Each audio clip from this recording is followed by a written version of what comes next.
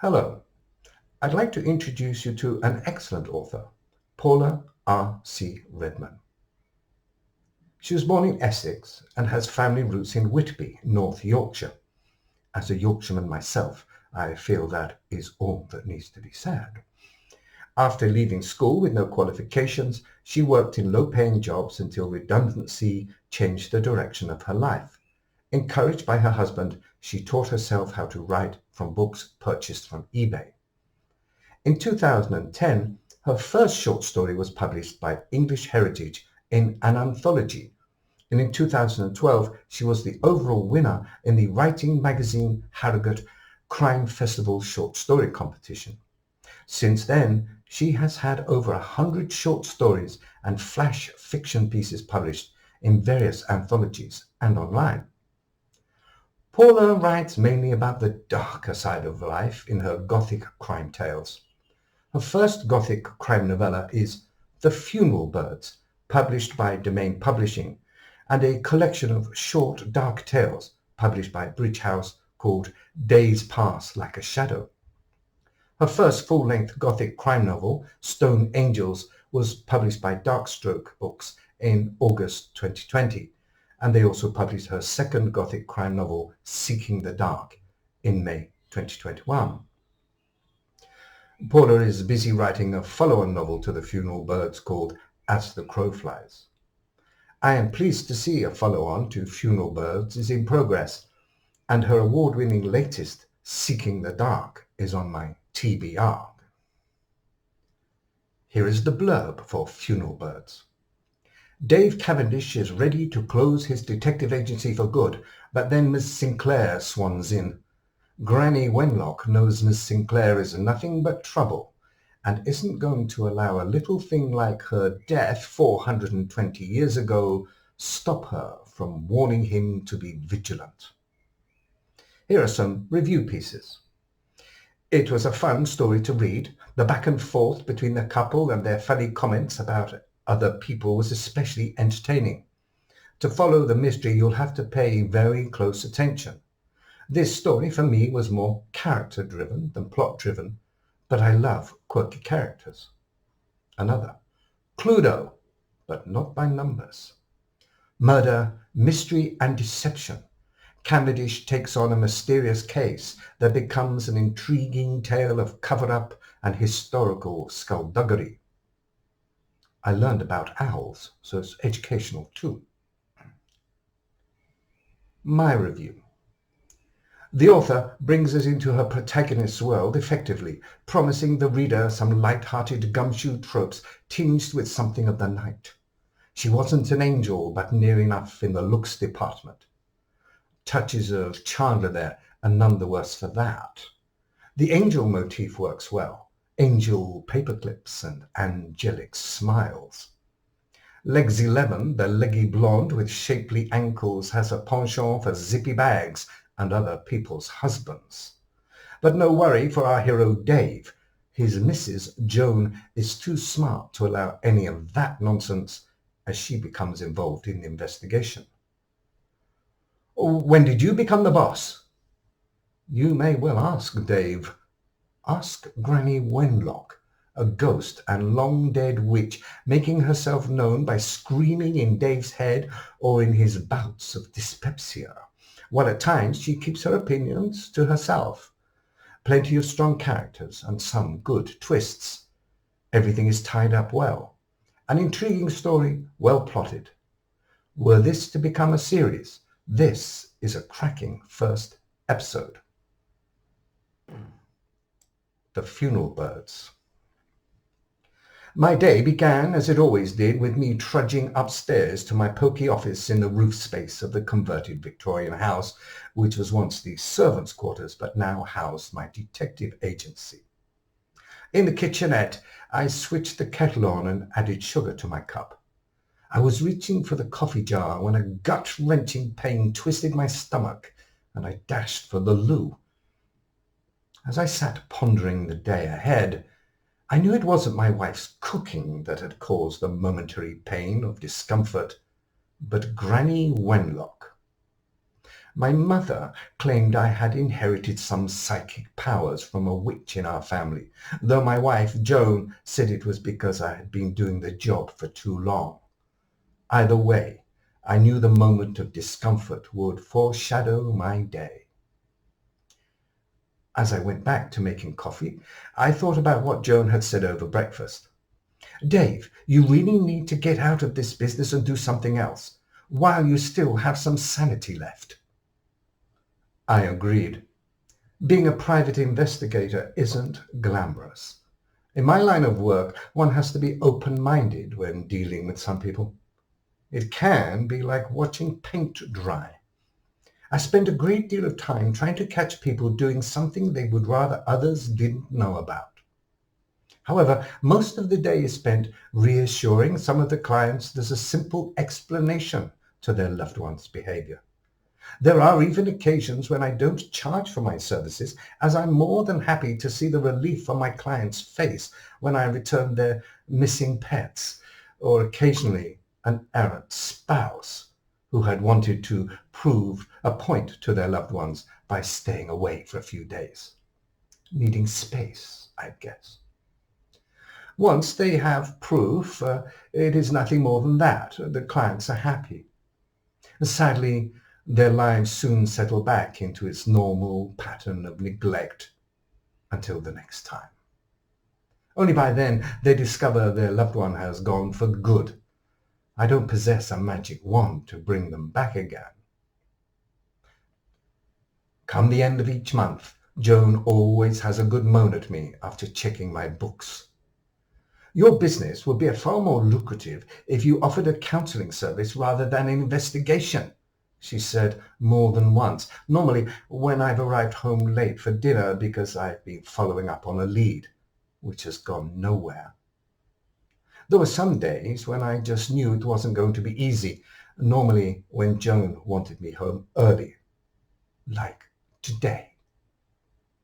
At my desk, I fired up my laptop and found what I was expecting, an empty schedule. It had been like it for weeks. I spent most of my time shredding old documents and making paperclip angels. I slipped the computer back into the drawer and locked it before swinging my feet up on the desk, leaned back, mug in hand. It looks as though Joan will get her wish. No new clients, no pay, no business tomorrow. After finishing my drink, I yanked open the filing cabinet and began shredding old documents again. I decided no time like the present. After a couple of hours and 3 trips to the recycle bins, I finally gave myself a break and reboiled the kettle. As I dribbled the last of the milk into my cup, the sound of tires crunched on the gravel outside made me cross to the window. Below, a sleek silver car majestically turned around and parked up. I took a sip of coffee and watched. The car door opened and a pair of elegant ankles appeared, followed by 2 shapely legs. There was no chance in heaven or hell that the angel was going to visit me. Most of the offices within the house belonged to starter businesses. As soon as they showed any sign of expanding, though, they moved out. Not me, though. Most of my work came via the internet, rather than passing trade. Joan suggested years ago that I should have converted her garage into an office, but I rather liked the idea of going to work in the morning. Before I could finish enjoying the view, my phone rang. I went to the desk where I'd left it. Yes, I did remember, I answered. I headed back to the window.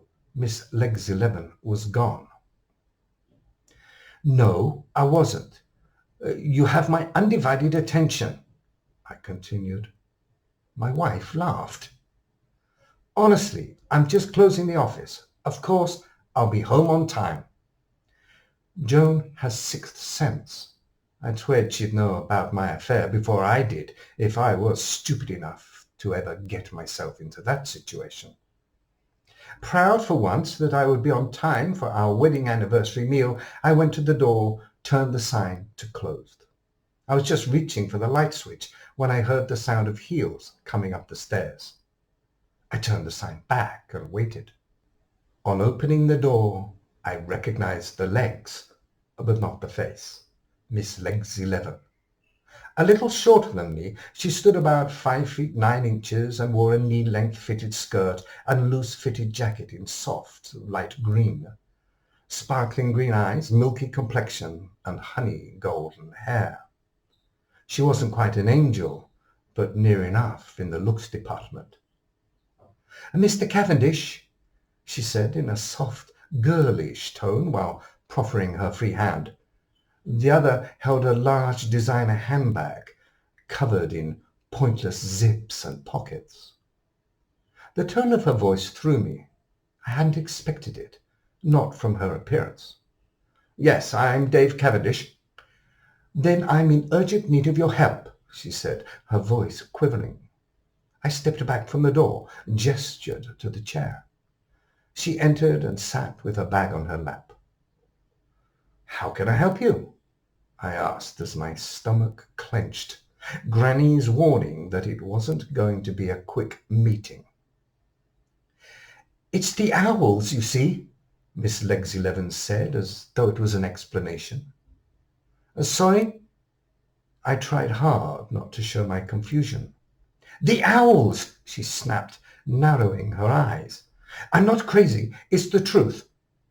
"Miss—" I asked, pen hovering over the paper. "Ms Sinclair. Once married, but not anymore. That's not important, I know, but what is the owls." I glanced towards the waste bin. The shredded paper and discarded paperclip angels reminded me that I had had an opportunity to leave earlier. "Ms Sinclair," I deepened my tone and smiled. These owls, what can you tell me about them?" She leant forward, exposed more cleavage. An old familiar feeling crept up my gut. Granny Wenlock hovered at my shoulder. Discreetly, I glanced at the clock on the wall. It hung just over my client's shoulder. With care, I had placed it there so they never felt I was in a hurry to grab their money. "Mr. Cavendish, are you listening to me?" Yes, Miss... sorry, Miss Sinclair. You were saying about the owls." "They live at the bottom of my garden. Not in my garden, but over the fence on a rough piece of land." She paused as if to check I was keeping up. "Right," I said, hoping it would all make sense soon. "Every night I love to watch the owls from my bedroom window. There's a pair of them nesting in the disused church. Small of a shell, 3 walls and part of a roof. I've been watching them swooping back and forth across the ground. For days now, they've been very busy. I figured there must be young in the nest. There's plenty for them to eat." She paused, fixing me with a grin. I waited. "There haven't been any problems up until now." My gut shouted, "Don't be fooled by it." I gave an incredulous grin and wondered just what she wanted from me. Mind reading was not a talent I possessed. Just as the silence became deafening, she continued, "You'll understand my shock when I found the body." My mind reeled. Body? Had I missed something? As I focused on her, she gave an angelic smile as though waiting for her words to sink in. I sucked in air and spoke softly. "You found one of the owls dead, and you want me to track down who killed it." "No, you silly man," she giggled. "The owls are fine." "I'm glad to hear it, Miss Sinclair. Owls are a protected species. So whose body is it, then?" "I don't know. That's why I'm here. A woman's, I think. I didn't like to get too close. Well, I wouldn't want to leave my calling card, would I?" She suppressed a laugh, covered her mouth.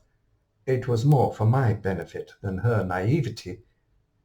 "If you're sure it's human, you should have called the police immediately." A coy smile played across her lips as her eyes narrowed. "You did, didn't you?" I asked. No, that's why I'm here. I thought if I explained it to you, as you're an investigator, you would know what to do." Granny Wenlock's chilling from the grave breath ran down my neck. I looked deep into the woman's eyes, not quite believing she was for real. By law, Ms Sinclair, you should have reported a death straight away. I didn't know that. She rolled her eyes and leaned back in her chair. Oh, well, maybe you could explain it all to them when you make the call. Well, I hope I have done that little excerpt some justice, and hope you'll get to know this author, Paula R.C. Readman. And I suggest starting with The Funeral Birds, but don't forget her award-winning latest novel, Seeking the Dark. That's on my TBR, but I think that'll have to wait till the summer. I'm up to my neck in other works, especially with students and, of course, my own writing. I'll also say here that I have been corresponding, Paula R.C. Readman and I have been corresponding occasionally, now and then, on and off, for I would say, over a decade. I say occasionally and on and off. I don't like to contact her too much. She worries me rather. There is something of the night about her. She spends an awful lot of time dressed up as a witch, and she has a strange affinity with owls. Talking of owls, I shall leave you with Some Owls, a short film from Birdkind, with music by First Light by Joseph Monkhouse, a quick guide to the 5 owl species resident to the British Isles. Details for Birdkind are below. Thank you. Goodbye.